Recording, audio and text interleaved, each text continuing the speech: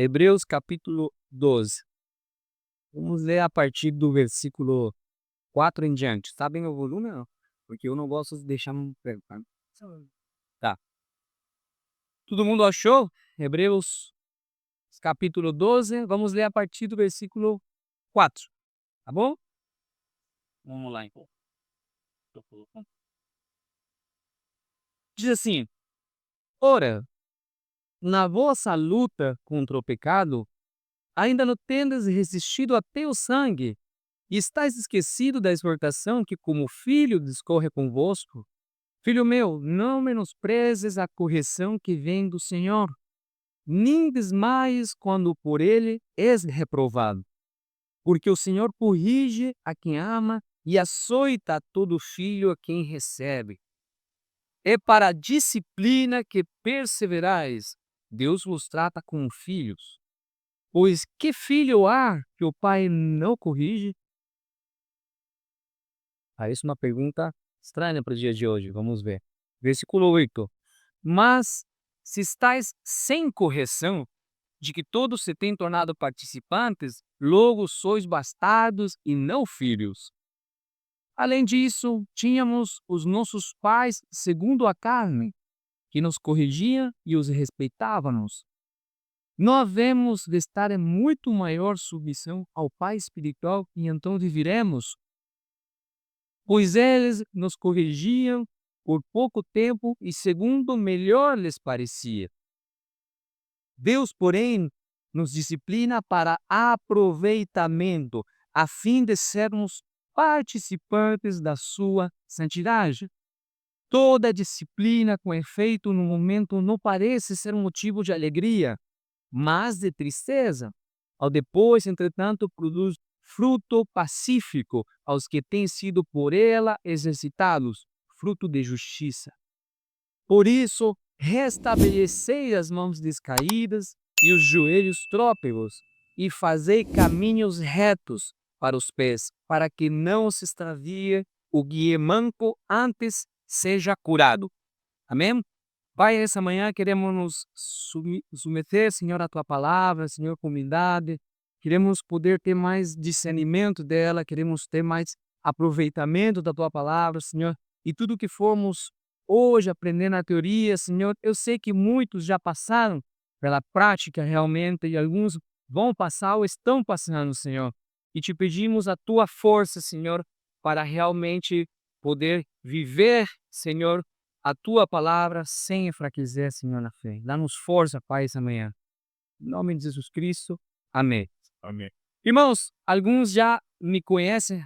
O Felipe fez 3 anos ontem, muito mais. Ontem foi há 3 anos que a gente compartilhou a mesma história, os mesmos viver em outras igrejas, né?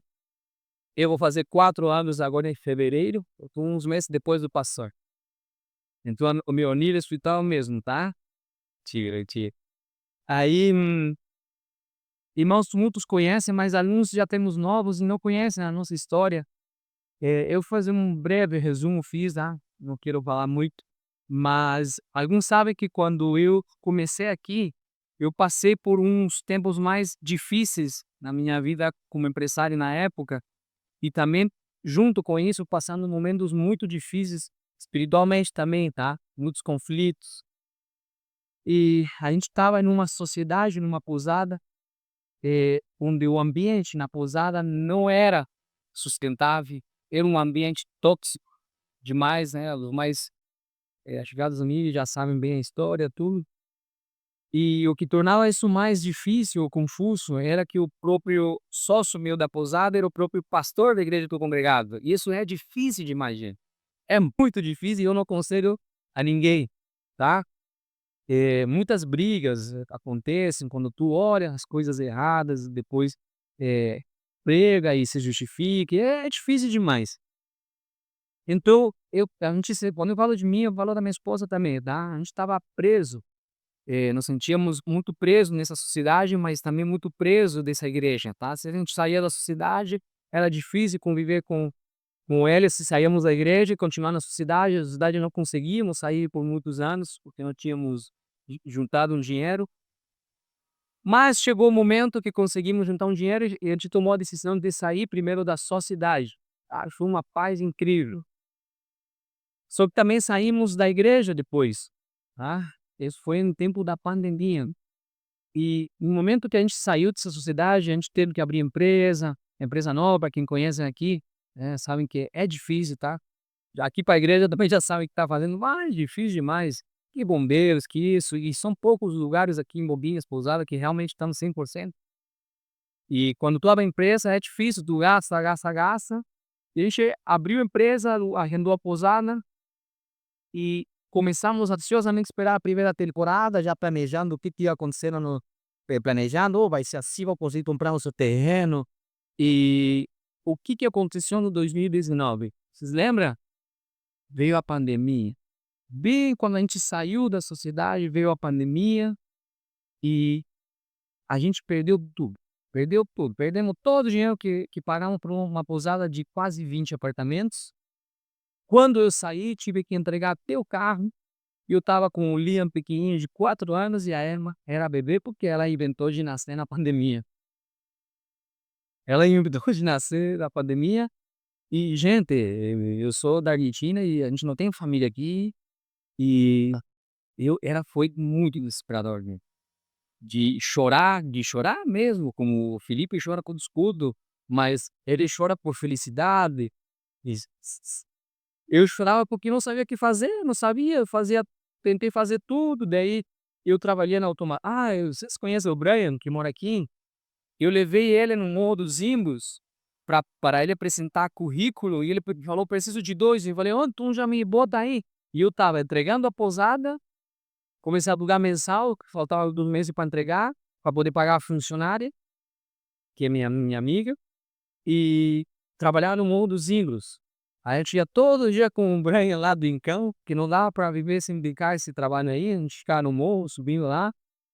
Vocês conhecem o Morro da Antena, aí a gente trabalhou, ainda bem que era servente, né, mas não era ainda pesado. Ainda não cheguei na parte dos meio-fio, um monte de coisa, mas pelo menos cuidar os carros que passavam e os que iam. Mas passei muito tempo em cada esquina, em cada curva, quando você suma lá, imagina aí, em cada esquina eu estava cuidando do carro, assim. E se tu perdia o caminhão que te levava para cima, tinha que subir caminhando. Não podia perder, tem que chegar cedo. E, irmão, por que que eu tô contando essa história, breve que eu fiz, né? Porque, irmãos, quando passamos por uma situação assim, onde a dor, a aflição vem de um modo desesperante e tu não sabe o que fazer, irmãos, no meu caso, uma falência, no caso de outros, perseguição, no caso de outros, doença, que eu acho que é muito pior ainda, a nossa primeira reação, que é o que aconteceu comigo, é uma reação, a reação instintiva, irmãos, é que é judicial. Porque enquanto eu trabalhava no morro, irmãos, eu pensava que tinha tempo para pensar, porque eu tinha que estar esperando o seu carro vir, subir a toda hora, e eu me perguntava: "Por quê? Por que que aconteceu? Por quê? Porque se a gente estava bem, saímos da pousada, pensávamos que ia dar tudo certo, daí dá tudo errado, e será que aquela coisa terrível que muitas igrejas falam para vocês, que não vai ser aqui, tá? Que fala: "Ô, se vocês saírem daqui, cuidado porque pode sair da vontade de Deus". Isso te deixa preso, porque tu acha que só a vontade de Deus é estar nesse lugar, que tu fique nesse lugar. E quando eu saí, começou a vir tudo isso. Será que realmente eu saí? Será que aquele pastor tinha razão com tudo isso? Eu saí da vontade de Deus? Será que está me punindo, me castigando? Será que me abandonou, não está falando comigo? E tudo isso passa, irmão, tudo isso e choras. Não tem homem que quando passa aflição não chora, irmãos. Quando tu tá desesperado e não sabes o que fazer, porque tu já tá fazendo de tudo. Não tem, tu vai chorar. Irmãos, nessas situações é que a gente fica olhando para o céu como se fosse um tribunal, como se Deus fosse um juiz que está irado com nós, que está bravo, está com raiva de nós. E se você já se sentiu, irmãos, do mesmo jeito, ou está se sentindo do mesmo jeito, ou quando se sentir desse jeito, irmãos, você vai entender ou entende o que estavam passando os leitores da carta de Hebreus, os leitores originais, porque foi escrito por um povo lá, um povo que era judeu cristão, por isso que ele traz muitos versículos do Antigo Testamento no hebreu, quando você lê, tem que conhecer um pouco do Antigo Testamento. Hoje já tem Bíblias que já colocam o versículo aí que está se referindo, isso daí é bom também. E eles estavam passando pela mesma pressão, irmãos, que eu passei, que você passa. Assim como eu perdi nessa época os bens, eles estavam passando por confiscos dos seus bens, por exposições públicas. Você pode ler no capítulo 10 e vai ver que estava passando por isso. Aliás, eu tenho uma pregação de Hebreus 10 que a gente nunca gravou, que vou fazer para a próxima, que fala sobre esse capítulo. E eles estavam cansados, vimos agora que eles estavam desfalecidos, tentando que talvez abandonar a fé, talvez desistir, por problemas que estavam passando. E o texto, versículo 4, ele diz que estavam passando numa luta contra o pecado. E a palavra aqui utilizada no grego, antagonizomai, palavra difícil, né? Ela não é uma corrida leve. Ele é um combate direto, era uma oposição que estavam sofrendo hostil. E no meio dessa luta, o que aconteceu? A teologia deles entra em dúvida, ele tem crise. Entra em crise o que eles acreditavam. Eles começaram a interpretar errado o sofrimento. Eles interpretaram como se fosse um sinal, como aconteceu comigo, um sinal de Deus que tinham sido abandonados ou talvez punidos por eles. E o autor, então, aqui escreve para impedir que esse pensamento, que essa crença que estavam tendo errado, continuasse. E ele não diz, irmãos, calma, vai passar logo, pensa positivo, não diz isso. O que ele lhes diz é, vocês estão interpretando tudo errado. Vocês estão interpretando tudo errado. No versículo 5, ele diz, está esquecido da exortação? O problema não era, irmãos, apenas a dor, mas a interpretação da dor. Eles estavam reagindo com menosprezo, ou seja, estavam com raiva. Eles estavam o desmaio, como diz o versículo aí em algumas versões, que era um desespero. Estavam desesperados porque achavam que eles estavam no banco de réus. Mas, irmãos, o texto de hoje, o texto que hoje nós vamos ler, que lemos agora, vai mudar radicalmente as nossas lentes. Se esse texto vai nos convidar a sair daquele tribunal e poder entrar na sala de jantar de uma família de Deus. Vocês vão poder ficar em paz, irmãos. Então fique atento, porque todos passamos por problemas e dificuldades. Não porque você é cristão, filho de Deus, não vai passar. Isso é mentira. Então a verdade que vamos aprender hoje, para quem anota, Gabi, que sempre anota, tem esses dedos rápidos. Eu coloquei como título, né, a marca da paternidade, e o que nós vamos falar hoje é o sofrimento do cristão não é punição de um juiz, é preparação de um pai. O sofrimento do cristão, me referindo a não qualquer um que se acha cristão, o filho de Deus, os filhos de Deus. Não é punição de um juiz, é a preparação de um pai. Me acompanhe na sua Bíblia, né? Penso que não feche porque eu vou lendo. E a gente, no primeiro ponto, precisamos mudar a interpretação da dor. E no versículo 4, irmãos, vamos começar aqui. O versículo 5, como diz antes, diz, estás esquecido da exortação. E no versículo 4 já fala, dizendo que a luta contra o pecado eles estavam sofrendo e não tinha resistido pelo sangue. E a palavra grega que eu diz que é um combate direto. E Calvino e F.F. Bruce, eles explicam que esse pecado aqui não está se referindo somente ao pecado interno que nós temos a luta diária, mas a um pecado externo, uma oposição externa, ou seja, os pecadores que nos perseguem, ou as situações que nos perseguem. Aliás, no versículo 3 que a gente não leu, diz assim, considerai, pois, atentamente aqueles falando de Jesus Cristo, que suportou tamanha oposição dos pecadores contra si mesmo, ou seja, as pessoas condenaram ele. Então, irmãos, pode existir uma interpretação errada, como aconteceu com os leitores de Hebreus. Quando enfrentamos essa oposição, que seja falência, perseguição, como ainda acontece, e acontece no Brasil, lembra que eu coloquei um nesses dias de um cara que desceu do caminhão e matou uma família cristã só por ser cristã. Então, acontece também aqui, acontece em todos os lados. A perseguição acontece, mas talvez para você não aconteça diretamente, mas acontece a oposição do pecado, sim, com uma posição externa, problemas, falência, doenças. Então, irmãos, o nosso esquecimento da palavra de Deus nos leva a interpretar esse combate como um castigo. Nós pensamos que Deus está irado com nós. E eu já pensei isso, eu estava com raiva de mim. Acho que todo mundo deve ter passado por isso. E se não, parabéns. No versículo 5, o autor muda o nosso vocabulário, irmãos, e ele não usa aqui a palavra para punição penal que é timoria, acho que é a pronúncia, mas introduz uma palavra que a gente vai falar muito dela, uma palavra grega que é paideias. A gente vai falar um pouco sobre isso. E paideia no mundo antigo, irmãos, não era tortura. Tá? Versículo 5 que diz, está esquecida a exortação, e como filho de escolha, filho meu, não menospreces a correção ou disciplina, como está em algumas versões, a paideia aqui, irmãos, no mundo antigo, ela era uma educação completa à criança. E o que essa educação completa envolvia? Instrução, do mesmo jeito que nós vamos fazer hoje, tá? Instrução, instruir a criança, envolvia treino e correção para poder preparar essa criança para a vida adulta. Isso envolvia, quando está escrito aqui, paideias.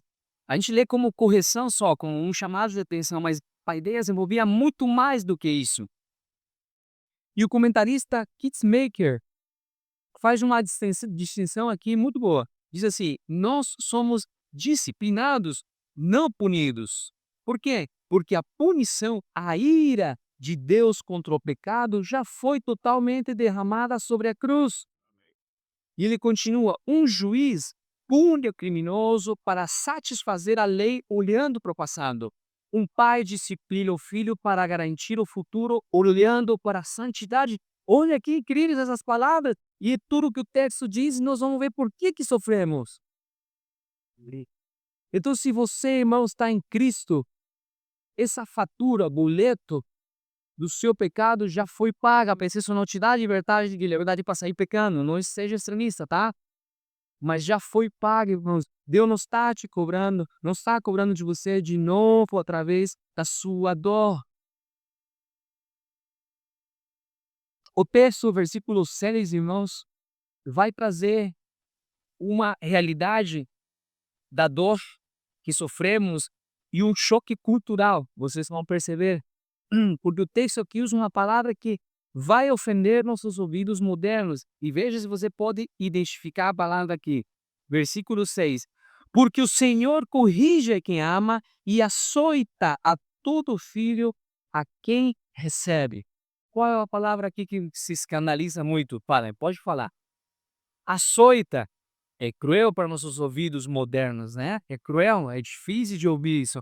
E o termo aqui, mastigou, que significa, foi traduzido como açoitar, irmãos, significa literalmente usar o chicote, literalmente flagelar.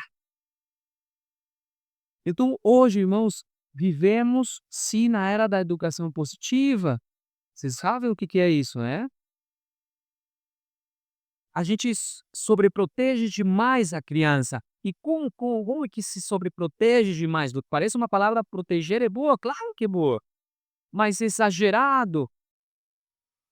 Porque a nossa cultura, irmãos, ensina que amar, olha o que eles ensinam, que amar a criança é poupar ela da dor, é poupar a criança de ser frustrada, é poupar a criança da disciplina, do castigo, irmãos. Isso que te ensina hoje. Isso é terrível, nós vamos ver por que é terrível. E você é cristão, irmãos, sobretudo. Se não caia nessa linha, não caia. Vocês que são avós, vós, também porque são hipócritas, porque vocês nos davam surra quando era criança e não permite dar surra para a criança. Só para dar uma brincadeira. Mas é assim, né, é que a gente se estressou demais com as crianças, já que depois que só pra desfrutar, eu vou ser avô também, aí vou fazer a mesma hipocrisia. Mas vamos lá, o que que nos diz, irmãos, que essa correção que nós temos como disciplina, passar a criança por uma frustração quando tu diz não, e é não, e Deus chora, chora, não interessa, é dor, vai ter que ser frustrada. Eles dizem que isso daí vai gerar trauma para ele, e que o amor deve ser apenas um afirmativo. É isso que se ensina hoje, irmãos. E você, como pai cristão, tem que ensinar e saber que vão ensinar isso nas escolas ou em algum lugar eles estão ouvindo isso. Então você tem que saber o que que a Bíblia diz. Para a mente moderna, irmãos, você é tóxico, eu sou tóxico, um cavernícola tóxico. E eu ouço todos os dias, quando nós às vezes sai um tema lá no estúdio, eu sempre sou cavernícola, por quê? Porque eu falo que ensino ao meu filho que quando se casar, pelo menos tem que se apresentar ao pai. E nossa, aí virei o cavernícola, nossa, isso não é de hoje. Acham que o moderno é bom, mas vamos ver que dia é assim então. Nós já vamos ver. Estamos assistindo de novo pela terceira vez, acho que ele é Famílias Modernas, Modern Family. Minha nossa, cara, é terrível, terrível. Tem lá aquela criança ali, que a minha sogra gosta dela, mas é terrível, porque ela faz o que quer. E aí é aplicado o que realmente está tudo em contra do que Deus diz sobre a visão da disciplina. E o autor aqui, irmãos, de Hebreus, cita provérbios aqui e diz todo o oposto. O pai que não disciplina é que odeia o filho. Eu coloquei assim com essas palavras, mas leia Provérbios 13, versículo 24, e é muito pior. Pai que não tem a vara, como é, pastor? Provérbios 13, 24. Aborrece. É terrível. Eu coloquei odeia porque odeia também é horrível. Ou seja, irmãos, quem não disciplina o filho, odeia ele. Quem impede, esses avós, impede os pais, mas é a minha tradição, impedir os pais disciplinar seus filhos, odeia seu neto. Irmãos, é assim, tô falando porque é assim, irmãos. A Bíblia está dizendo isso, então cuidado, tá? Morri para não chorar, né, Siri?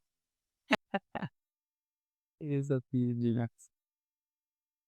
Ai, não. Na visão bíblica, irmãos, a ausência de disciplina não é bondade, é negligência. É deixar, como diz o pastor, o filho crescer torto, caminhando para a morte, como diz o versículo esse. Por quê? Porque o pai não teve coragem de se posicionar, de intervir. Pai, eu me refiro pai e mãe também. Deus não é um pai moderno, esquece, irmãos. Ele não é moderno, ele não é permissivo. Ele é um pai eterno e responsável. Então não caia nessa. E mais os evangélicos estão caindo nessa. De um pai que é permissivo, bonzinho. Vocês vão perceber que se ele não te disciplinar é porque te odeia. Irmãos, ele prefere que você chore agora com a correção, com a paideias, do que chorar eternamente, irmãos, com a perdição. É verdade que existe um paradoxo aqui, é o paradoxo do amor que eu coloquei. Porque como que Deus ama, pode açoitar, porque é a loucura de hoje que se pensa, como tu vai açoitar se tu ama? É o paradoxo do amor. Como diz John Hill, precisamos entender isso não como uma vingança, mas como um castigo de amor. E aqui eu coloquei, quem aqui luta ou lutou alguma vez o NIP, eu lutei kickboxing, cheguei a lutar profissional também. E eu trouxe um exemplo bem raso, irmãos, porque nem se compara com o pensamento que Deus faz e o amor dele, não se compara. Mas é para termos uma ideia. Mas quando eu ia lutar para profissional, não podia ser mole o treino. Se treinava muito, até demais hoje, enxergando um pouco mais do que estudo nessa área. Às vezes exagerávamos e às vezes o corpo chegava ao extremo. Até um overtraining antes de lutar ainda pode chegar, né? Mas quando a gente tinha que lutar, não tinha como, professor. tinha que entrar em alguma hora com o sparring. E o professor sempre vai se esforçar mais para poder dar no aluno, né? E quando o professor entra no ringue, no, sei lá, no tatame, o treinador deve bater, deve derrubar, deve te enforcar, até desmaiar no jiu-jitsu que às vezes fazem, né? Loucos esses. Ele vai explorar todas as tuas fraquezas e doe muito, sim, irmãos. Doe, cansa, você vomita, sangra, machuca o nariz, machuca o joelho, machuca tudo, irmãos. Mas aqui o importante é qual a intenção do treinador. Qual a intenção dele, irmãos? Ele bate para te fortalecer, para te ensinar o que está faltando de respeito, de defesa. Ele quer corrigir em você coisas que você talvez não sabe na hora, ele precisa lutar com vocês e te fazer passar por esses problemas, porque um problema sério quando você luta para profissional não é treinos leves, com amor, ai bati forte demais, desculpa aí, não, bateu, continua, vai continuar. Ele luta com você para te preparar. E agora pense quando você já se preparou e foi lá no ringue, o que vai acontecer lá? A mesma coisa. Vai haver soco no olho, vai haver, como se diz, mata-leão e tu vai desmaiar. O adversário vai tentar fazer tudo, irmãos, mas não para te corrigir, né? Ele que vai querer fazer, irmãos, com você. Alguém sabe? Qual a intenção dele? Meu, arruinar tua carreira, te deixar apagado ali. Esse é o objetivo, irmãos. Porque é mais importante ele. Vocês conseguem mais ou menos entendendo? A dor, irmãos, que você está sentindo agora, que você sentiu, eu tenho pesado de Deus. Eu tenho pesado de Deus, irmãos. Ele está permitindo essa pressão, mas não porque ele é o teu adversário, ele não quer te ver no chão para te ridicularizar e rindo de você.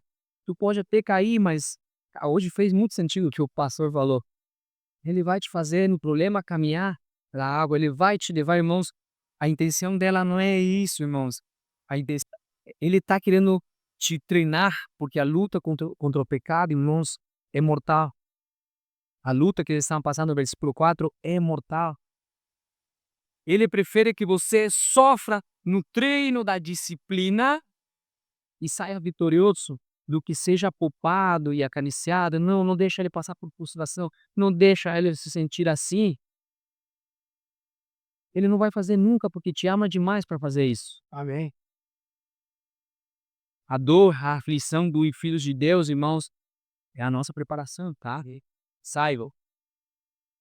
Se a dor não é a ira de um juiz, como acabamos de aprender, então o que que ela prova, irmãos? O que que ela prova? E agora o próximo ponto nos mostra que essa dor é o documento, é a nosso documento, a nossa identidade. Sim, vamos passar para o versículo 7 e 8.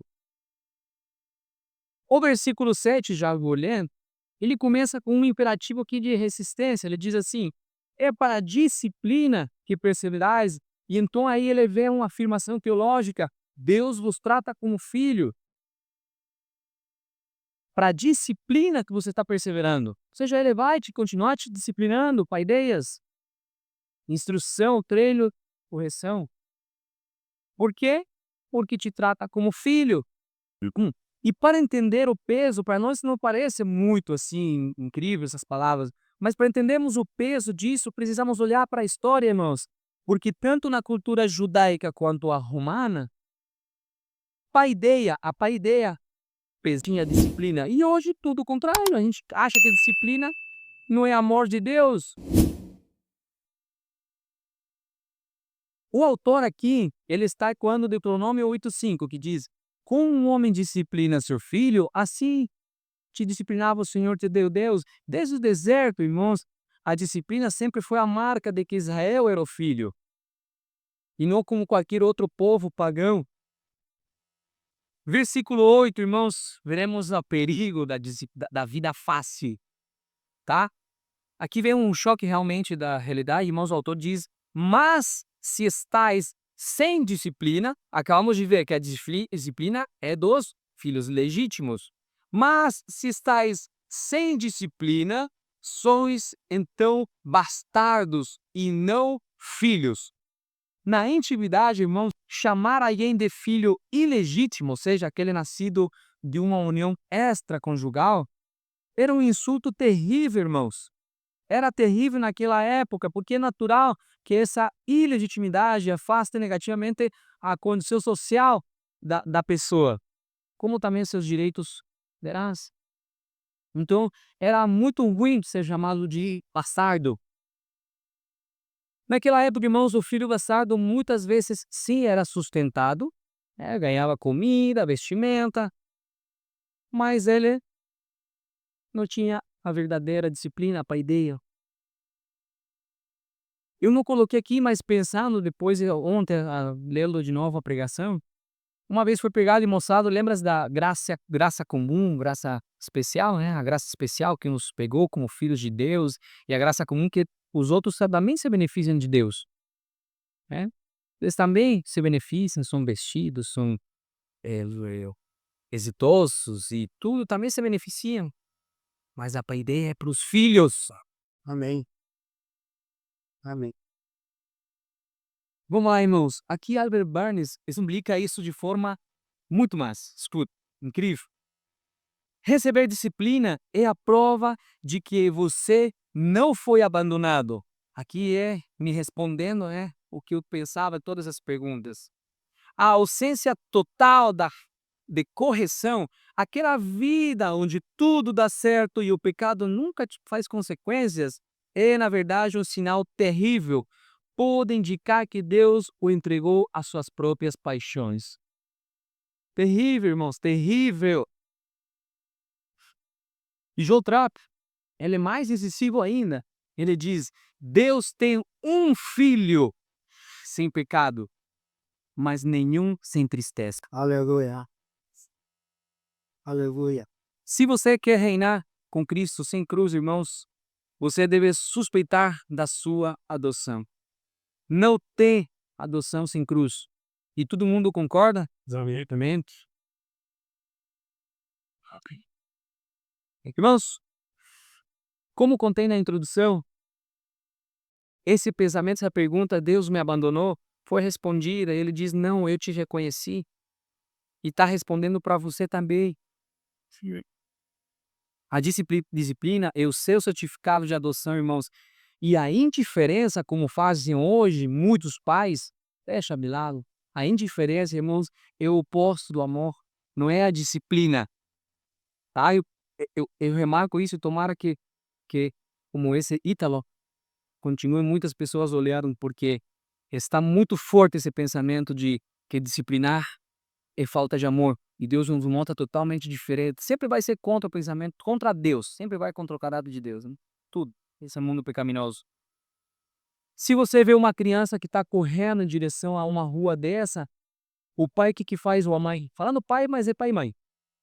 Pô, sair correndo com tudo, uma primeira reação, e se tiver que arrancar os cabelos, esmagar o braço, ou doer, vai fazer o que está na frente, vai fazer assim, aquela cara, e só vai lamentar. Mas a dor, quem que vai sentir? Pena, mas quem que vai sentir a dor? Então, irmãos, Deus te ama demais, nos ama demasiado como filhos, irmãos, demasiado te ama, para só te dar felicidade. Ele não vai te deixar correr para a destruição, não vai deixar. Se a disciplina prova, então, irmãos, que somos filhos, qual o objetivo desse treino todo? Qual é? O pai não nos bate por prazer. E aqui vamos entrar numa coisa bem pesada, irmãos. Ele tem um alvo glorioso em mente. E vamos ver. Versículo 9 e 11. Me acompanhem. Se Deus é pai, eu levanto uma pergunta aqui. Se Deus é pai, que tipo de pai ele é? Para muitos, ele é um pai cruel ou não? Você já ouviu várias vezes isso? Que pai cruel, que Deus cruel que é com nós. E o autor aqui ele faz uma comparação com nossos pais terrenos para nos acalmar. E vemos que, como pais terrenos, somos falhos, somos muito ruins. Às vezes me sinto uma porcaria, irmãos. Me sinto ruim como pai porque o cansaço me mata, a impaciência me ganha, irmãos. O texto diz que nossos pais da carne nos corrigiam por pouco tempo, segundo melhor lhes parecia. O que quer dizer isso? Os pais terrenos, irmãos, muitas vezes nós disciplinamos baseado como tu acordou hoje. Em se tu arrumou certo ou errado aquele carro. Se eu me irritou demais alguém no trabalho. Nos corrigimos muitas vezes e nos encontramos nessa situação. Corrigindo, disciplinando ao ponto de punir um filho, porque nós somos falhos. Irmãos, a falta de paciência nos pais é terrível. É terrível para nós. É ou não é? Ou sou eu o único, o ruim aqui? Eu falando ainda da minha esposa, tá? Não sou eu, é? Mas é verdade, que eu só tô rindo para não chorar, mas não chorar literalmente, porque eu tô pensando toda semana quantas vezes me irritei, porque essa palavra falou Deus, tu quer pregar, vai, vive, agora essa semana foi terrível.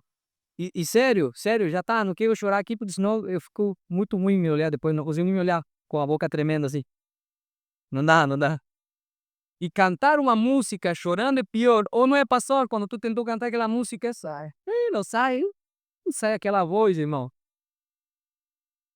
Ainda bem que você gravou aquela música do pastor. Perdoa, irmão, não consigo fazer piada, mas irmão, ainda assim, sabendo que nossos pais eram falhos, a gente o respeitava. E é o que diz o texto. Ainda assim, eles o respeitavam. E Hebreus, os caras lá, não estavam com ódio de Deus. Então ele precisou trazer essa. Veja hoje, seus pais, né? Te corrigir, que o respeitava, e ainda era ruim para te corrigir. E você tão bravinho com Deus. E aqui John Hill novamente faz uma distinção muito profunda em nós, que nossos pais geram apenas a nossa carne, mas Deus cria tudo em nós, né? A alma, o espírito, ele nos conhece mais do que ninguém. Não pode se esquecer disso, irmãos. Deus, diferente de nós, ruins e falhos, Deus nunca disciplina por mau humor. Nunca Ele acorda de mau humor e te disciplina, irmãos. Ele nunca vai descarregar a raiva em você. Tudo que Ele faz é para aproveitamento, como diz o versículo. Ele nunca vai errar a mão, irmãos. Nunca vai, ele milimetricamente calcula, irmãos, para quê? Para o nosso bem. Aleluia. E aqui o versículo 10, a mulher diz, eles nos corrigiam por pouco tempo, segundo o que nos parecia. Deus, orei, nos disciplina para aproveitamento, a fim de sermos participantes da sua santidade. E aqui que existe, irmãos, o conflito de interesses. Aqui que encontramos o conflito de interesses. Porque muitas vezes, quando estava lá no morro, só olhando para o Brian, não queria ver mais a cara dele. E comendo aquela marmita de um monte de carboidrato que eu olhei ontem lá. Irmãos, naquele momento, eu orava por alívio e uma marmita de proteína e saladinha. Irmãos, eu orava por alívio, mas aí que está, não é errado olhar por alívio, ore por alívio, sim, não é errado, irmãos. Mas aí tu vem Deus e responde com treino, parece os alunos que o intervalo, e aí depois nós já tem um intervalo, vai, a gente quer mais intervalo, não, é hora de treinar de novo. E por quê? Porque os objetivos são diferentes. A gente não sei, eu tenho como saber Deus que tem planejado, que cabe a nós é confiar só. Nós queremos ser felizes naquele conforto imediato, e como eu estou dizendo, é errado, é óbvio, tu sente uma coisa horrorosa com 2 filhos e uma esposa que gasta um monte na Matilda. Ela é muito parceira. É demais. Ela é... Hoje eu vou chorar. Irmãos, nós queremos essa felicidade momentânea, mas sabe o que Deus quer? Que sejamos santos, um caráter eterno. Aleluia. O texto diz, afirma que sermos participantes da sua santidade. Ser santo é uma bênção muito maior. Ser santo é muito maior do que saúde. Ser santo é muito maior do que prosperidade. Ser santo é muito maior do que sua família. É muito maior do que suas amigos. É muito maior do que tudo, irmãos. Isso que é difícil agora viver isso porque estamos vivendo nesse mundo ainda. Como diz antes, Deus ama demais a você para somente te deixar feliz superficialmente. Então, para aqueles que pensam que a felicidade é a expressão do amor de Deus, Ele te ama muito mais do que a você, do que te deixar somente feliz, irmãos. Ele está disposto a usar a dor, ao bisturi da aflição, da dor, irmãos, para poder cortar essa autossuficiência tua, irmãos. E como novamente Gismeister diz, Ele está nos preparando não apenas para agora, mas para a vida eterna. Ele está nos tornando parecido com Ele. Sim, nós temos a promessa de uma felicidade eterna. Mas não é aquela momentânea agora é preparado outra coisa. E o versículo 11, já estamos quase caminhando para o final, é totalmente honesto. Olha a honestidade do versículo 11, presta atenção e leia, me acompanhe agora. Diz assim: toda disciplina com efeito no momento não parece ser motivo de alegria, mas de tristeza. Depois, entretanto, produz fruto pacífico aos que têm sido por eles resultados de justiça. Irmãos, ele está te dizendo sim, a disciplina não parece alegria, irmãos. Realmente é tristeza, está sendo honesto com nós. Não está te dizendo, vai passar logo, relaxa. Não, está dizendo, é verdade, é tristeza. E a tristeza vai ser parte, não estou dizendo para você não ficar triste. Mentira, porque seria um mentiroso. Não tem como, não. Mas, existe mais aí, né? Mas, aqui ele admite que no presente a disciplina não parece alegria, mas tristeza. E ninguém gosta de sofrer, é verdade? Mas sabe o que? O segredo aqui está numa palavra grega que está escondida nesse versículo, que muitos não gostam de hoje, se exercitar. Nem gostam de se exercitar na academia. Não vou olhar assim geral, para não olhar um só. Mas é difícil de levantar e ter que ir na academia. É difícil, até para mim. É que eu trabalho com isso, mas é difícil às vezes ter que ir treinar, dá uma preguiça. Mas aqui existe uma palavra exercitar que está escrito aqui, exercitados no versículo 12. E a palavra grega aqui, gimnasso, que é onde vem a palavra no português ginásio ou gimnásio no espanhol, João Trapo, puritano, traduz isso como exercitar-se numa escola de esgrima. E aqui traz uma imagem. Não vou trazer a mesma analogia que eu trouxe no passado, porque senão o Felipe fica me julgando, mas é exatamente quem lembra isso. Tipo, na verdade aqui está se falando de alguém se esforçando muito, demais, suando, e sendo levado ao limite, para quem sabe treinar até a falha, é nesse ponto. Sim, treinos até a falha, que tem que ser cuidadosamente aplicado para hipertrofia, não é até onde você fez assim, deu, não quero mais. Não, é até onde você faz assim, e aí tenta, subiu, se lascou, Subiu, já era, vai ter que tentar mais uma, desce de novo, e não foi mais. Aí você treinou até a falha, até o limite. Entendeu? Limiar de recuperação. Já. Isso é o limite. Mas muitos aqui não vão entender essa analogia, tá? Por quê? Porque tem que treinar mais, crentes, tá? Vamos lá. Você não imagina a luta que foi com a minha esposa para ela agora criar o hábito para treinar. Irmãos, essa palavra de exercitar faz toda a diferença. Muda tudo, irmãos. Por quê? Porque o sofrimento não é algo que você tem que suportar passivamente,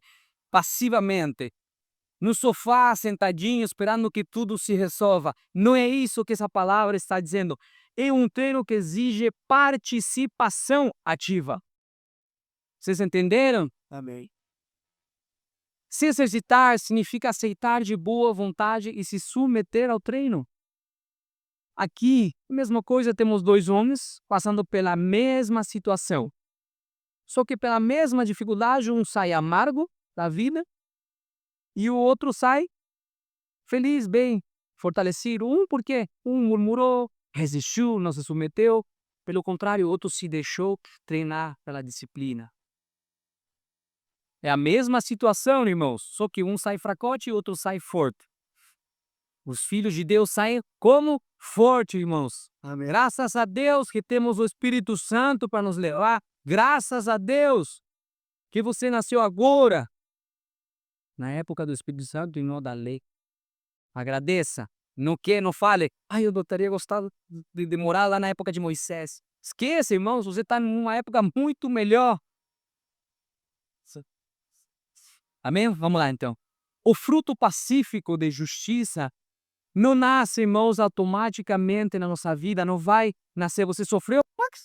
nasceu fruto de passivo. Eu preciso sofrer para nascer.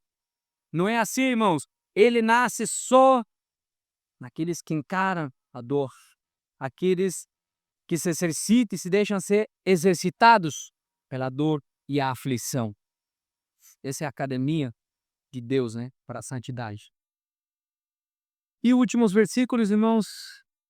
Versículo 12 diz: portanto, tornai a levantar as mãos cansadas e os joelhos desconjuntados. Eu gosto de deixar essas versões mais difíceis. E o autor aqui, saiba, está citando Isaías 35:3. Você pode em casa depois procurar. E no contexto de Isaías, essa ordem é dada ao povo que estava aguardando a salvação de Deus. Irmãos, a autopiedade, que às vezes nós sentimos esses problemas, tadinho de mim, coitado, ela paralisa. É paralisante a autopiedade. E eu já passei, nesses últimos meses, às vezes, em situações que aparece o pensamento de querer se sentir uma autopiedade, assim, é terrível, irmãos. Cuidado, porque você vai continuar sofrendo nisso. Quando achamos que somos vítimas de um juiz que é injusto, irado, as mãos que acontecem caem, os joelhos tremem, os joelhinhos tremem, pensando que um juiz está nos julgando. Mas, como vimos, irmãos, isso é preparação de um pai. Então temos motivos para ficar em pé. Aleluia. O autor aqui, Deus, ele realmente está agindo como um treinador, está encorajando o time que está exausto, está cansado, continua o jogo. E aqui a postura física, irmãos, vai refletir a nossa postura espiritual. Pare de se arrastar, pare. Assuma, você como pai, como mãe, assuma a postura de quem está sendo treinado. Muitos abrem mão de ser pai, ou alguns não querem, tudo certo, a Bíblia não te obriga a ser pai. Até Paulo aconselha no momento de perseguição, mas muitos não fazem pensando no Evangelho, em Cristo, muitos fazem por egoísmo. E aqueles egoístas que foram pais e preferem nem se meter na criação, abandonando, ou muitas vezes presente, mas não querendo ser parte da instrução da criança. Então, irmãos, homens, coloquem essa calça. Mulheres também, vocês são parte, juntos, são parte. Porque depois é mais difícil quando são adolescentes, se vocês não instruíram quando eram crianças. É difícil demais, cara. Vocês olham que o Linha Ema se comporta assim sempre. É mentira, irmãos. E a minha sogra viveu isso, semana que são terríveis, mas eles são bons, eles não são ruins, né? Mas criança é criança, só que nós somos impacientes. Nós. Por qualquer coisinha, gritamos e fazemos pitbull. Não é pitbull morde, né? Mas muitas vezes nem gritar, mordemos já. É verdade, irmãos, é triste, triste. Vou continuar porque é triste, triste. Somos muito ruins, muitas vezes, irmão. Então, irmãos, aqui o sermão se torna altruísta. Versículo 13. A sua dor não é sobre você. A tua dor não é somente sobre você. O manco aqui, que aparece do nada, o versículo fala para não deixar que o manco se desvie. Quem é esse manco? Olha, não é que nós temos a capacidade espiritual no sentido de não dependemos de Deus para que o irmão não se desvie. Não, mas Deus nos utiliza, assim como ele não precisa de, vamos dizer, sabe o que vamos orar, mas ele quer que oremos. Os escolhidos vão ser escolhidos, mas ele quer o evangelho para isso. Mesmo coisa aqui, nos usa para que o manco não se desvie. O Jung Hill diz que o membro que é um membro coxo do corpo cristão, a igreja, é aquele crente fraco, né? Que está pronto para desistir, aquele que está fraco, que vê que está aí desistindo. E Adler Barnes vai dizer que é aquele que ainda não foi restabelecido na fé. E quando eu passava por essa situação, existia um manco que me olhava. E saiba, você tem que ser forte na disciplina de Deus, na paideias, porque vai ter um manco te olhando. E na minha época tinha um manco me olhando, que era meu próprio irmão em sangue. E minha mãe me contava que ele dizia que, olha, ele vai na igreja, tudo, e está passando todos esses problemas, por isso que eu não vou. Graças a Deus, hoje ele se congrega, né? Mas na época ele botava a culpa em Deus. Por que culpa nossa, evangélicos? Porque pregamos só coisinha boa. Pregamos que é tudo certo com Cristo. Exatamente. Essa foi culpa nossa, tá? E ele acreditava nisso, e ele falava isso. E hoje, graças a Deus, pelo Espírito Santo, me mantive firme. Foi o momento que mais me consolidei, vamos dizer, me aprofundei também na palavra. E irmãos, hoje ele está passando por problemas ruins. Eu conversei com ele, falei tudo. Ele disse que tinha ficado bravo com Deus. Eu já passei por isso. Tá, vimos aqui, Hebreus, não é de uma imaturidade nossa só. Hebreus já passaram naquela época. Se esqueceram da exortação, diz, né? Irmãos, eu disse para ele, na minha capacidade, que não fique bravo, e eu conversei com ele e tentei endireitar dos seus caminhos. Vamos continuar lendo. Fazer caminhos retos. E aqui, fazer caminhos retos, irmãos, em um outro Provérbios, novamente, que o autor traz, Provérbios 4:26. E a ideia aqui é remover obstáculos. Nós, por isso que se tornou um sermão altruísta, pensamos no outro, meus irmãos. Vou ler o versículo 13, diz: E fazei caminhos retos para os pés, para que não se extravie o que é manco, antes seja curado. Antes seja curado. Aqui o meu computador, ele decidiu reiniciar, irmãos. Mas eu sempre estou preparado. Eu sempre estou preparado e eu trago no tablet. Irmãos, a nossa tarefa como cristãos, que podemos ser um pouco mais, ter uma maturidade maior que outros, porque assim, na vida de comunidade, vão se consolidando, alguns ficam infantil para sempre. Mas isso não é normal. Mas à medida que vamos, a nossa tarefa é isso, olhar o manco, não se esquecer do manco. Amém? Cadê? Irmãos, eu quero falar aqui o perigo que nós temos da amargura, porque se você reage ao sofrimento, reage com amargura, revolta, murmuração, você está criando um buraco nesse caminho. Você cria um buraco nesse caminho ao invés de endireitar as veredas. É perigosíssima essa amargura que nós passamos porque tem gente nos olhando. Existe um poder do exemplo. E aqui, irmãos, John Hill novamente diz que nós vivemos a título de exemplo para os outros. E o texto para ele dizendo para que sejam curados. Aqui a sua perseverança, irmão fiel, ela vai atuar como um remédio no meio da igreja. Ela atua como um remédio à sua perseverança. Ainda que você esteja nos piores dos momentos, se mantenha firme. Para concluir, irmãos, quero que você fique em pé. E hoje, irmãos, começamos no tribunal, nós vimos, sentindo-nos réus, sendo julgado por alguém irado. Mas a palavra te levou para a casa de Deus. Vimos que a disciplina não é punição, irmãos, ela é a prova da tua filiação. Que o objetivo não é nossa felicidade momentânea, mas é uma santidade eterna para sempre. E para que você saia hoje desse medo, irmãos, eu trouxe uma palavra de lembrança do apóstolo Paulo, que diz assim, Romanos 8, sabemos que todas as coisas cooperam para o bem dos que amam a Deus, daqueles que são chamados segundo o seu propósito. Irmãos, a gente não vive na corda bamba da dúvida, você não vive na dúvida, irmãos, vivemos na certeza, irmãos. Você não vive como filho nessa incerteza. A nossa caminhada, ela é confirmada, irmãos, pela nossa convicção absoluta. Lembre disso. A nossa fé, irmãos, não é talvez, né? Isso não é fé, talvez. Não é assim. É uma verdade que já foi provada e vivida, é provada e vivida. E como diz aqui, temos a certeza, irmãos, a garantia de que tudo converge para o nosso bem. Tudo. E aqui não é selecionar as nossas vitórias, selecionar as nossas alegrias.